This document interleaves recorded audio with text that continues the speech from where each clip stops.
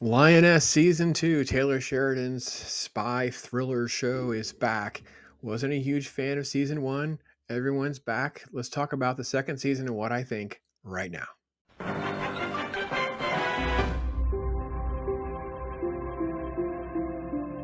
All right, season two of Lioness. I tell you, I'm not going to hide the ball here. I was impressed that they made some corrections and navigated a little bit differently. I still think the show is better than most shows, but still among the weakest of all the Taylor Sheridan projects. Now, Zoe Saldana is not the problem. She's back as Joe.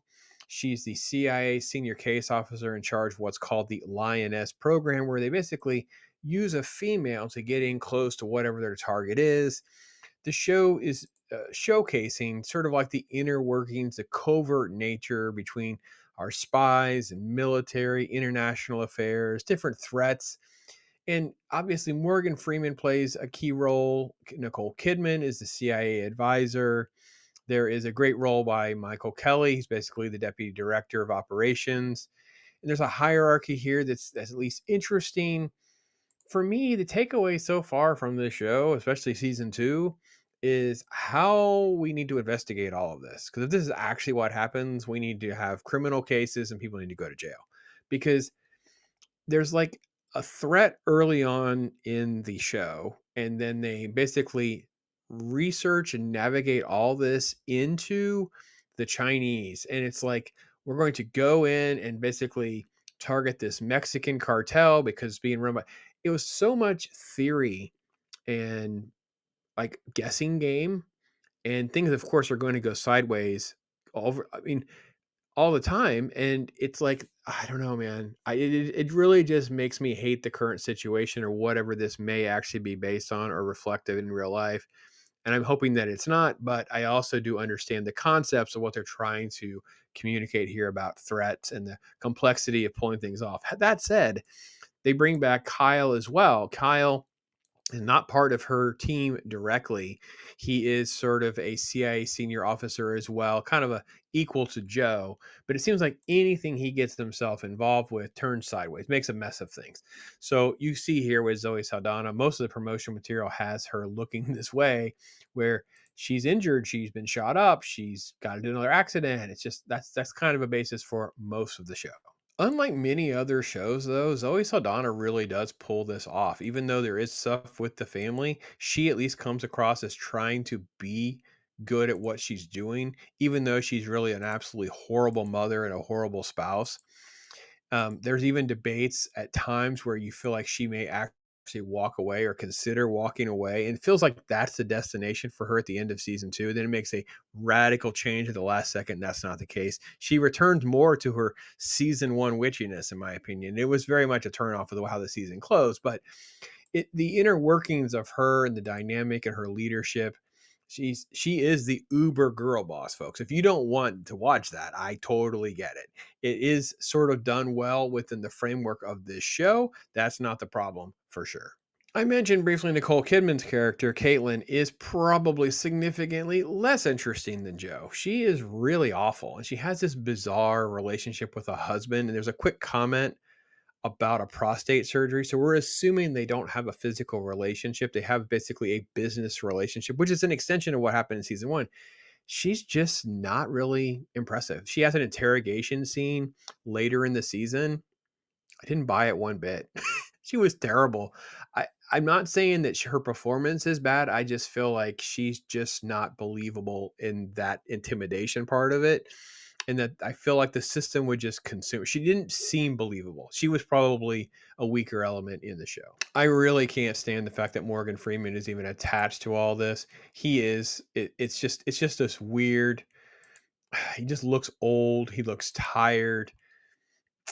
I don't know. I don't know how to explain it. I get it, but it seems like this would have just, it's almost like a distraction that it's Morgan Freeman, because I don't feel like the position and the role comes with sort of like the gravity of Morgan Freeman. So I just don't feel like all of this works out well. Like Michael Kelly is the only one that's really pretty good and believable. He kind of plays the same role in most of these other shows because it kind of fits his character and his performance. All that works out pretty good. But the rest of this other stuff is kind of the negative. Unlike season 1, this show is riddled full of action and some different elements that you would expect to show in this type of stuff.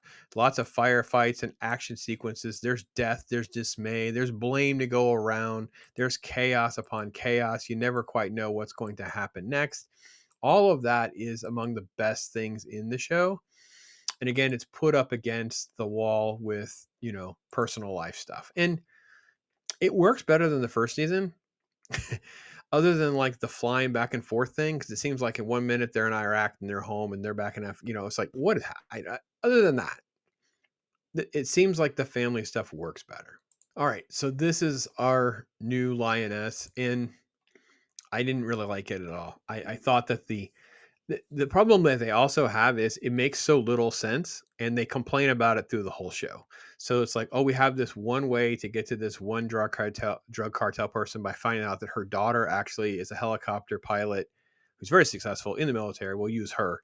Well, and we'll basically manufacture a fake story to basically get her dishonorably discharged so she'll fly for them. Of course, none of this comes to fruition because it goes sideways immediately when the dad smacks her, and then the other lioness, which we'll get to, uh, intercedes. So it her performance is fine. They don't give her much to go on other than just random stuff happening. She doesn't even have to really fulfill what is sort of the moral conflict of being a lioness. So she's let off the hook because they put her back behind the controls of a helicopter. It's like, okay, well, that didn't really create any of the moral conundrums of being a lioness. So, all right, whatever. Again, the highlight of the show is just the action, the sequences, the gunfights are fantastic. Her team is fantastic. This is a shot of the husband. He's forgettable. It's hard to believe that he's actually with Zoe Saldana. It's not that they don't have chemistry or it doesn't seem, but it's she goes home just to have sex, and then she's off again, and they bicker a couple times and whatever, but it never really comes to anything. I'm trying to find a shot of Cruz. They bring Cruz back, and you don't. I don't think there's a shot in the trailer of that happening. But that also was like, oh no, not really Cruz. And of course, even though this girl is, I guess, was in a relationship or something, and her and Cruz have to bunk together, so of course there could be a makeout lesbian scene. I, I, I was just like, no, don't bring Cruz back. Oh, it was terrible. So this is the problem. Couple steps forward, step back. Couple steps forward, step back. That's how the whole season feels.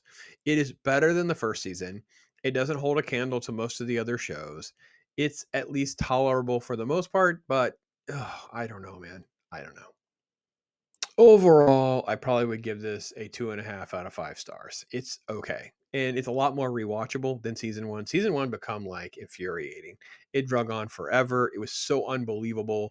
It was so much girl power that doesn't even make sense. This was more like firefight good girl power. It's people that are good with guns, can fly a helicopter, hold their own like that, rather than like physical fisticuffs against men that are, 200 pounds or whatever. I think that the supporting cast, they're not really have much of an identity compared to last season, but I feel like when they're on presence, that is also really good. Taylor Sheridan himself plays a sniper who is actually very charismatic and engaging, so he casts himself well. But overall, Zoe Saldana did a much better job of um, projecting a leader like this and having the conflicts. The problem was the story just put her right was regressive. It put her back. I didn't like that part. Put her in conflict with this. I liked the fact that it felt more grounded and believable with some of the action and things like that. But the premise was retarded, and it makes me hate the government situation even more, especially if this is the kind of stuff that actually happens. So overall, that's kind of where I'm at. If I had to have my arm twisted, I would watch the season 2 again. I really would not want to watch season 1 again. That's kind of how I have. But I don't think any of these shows, either of these seasons, that said, I don't think either of these seasons hold a candle to most of the Sheridan verse, if you will. So that's my general take on it. Love to hear from you guys. I am Pops. Adios, amigo.